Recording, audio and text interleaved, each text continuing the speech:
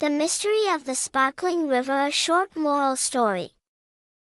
In the quiet village of Leora, a river shimmered brighter than any other.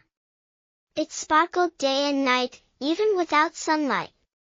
The villagers called it the Whispering Water, and believed it held magical powers. But no one knew why it sparkled. One day, a curious girl named Amara decided to solve the mystery. Armed with a notebook and a lantern, she followed the river upstream, deeper into the forest. After hours of walking, she discovered a hidden waterfall pouring over a bed of crystals.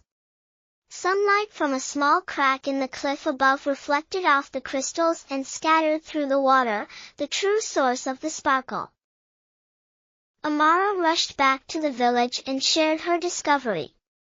Some villagers were disappointed it wasn't magic, but Amara smiled and said, "Sometimes, nature is the real magic." Soon, the villagers began protecting the river and its surroundings, understanding how special it truly was.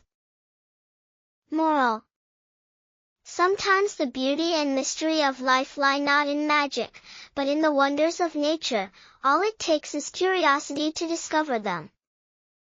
Thank you for watching.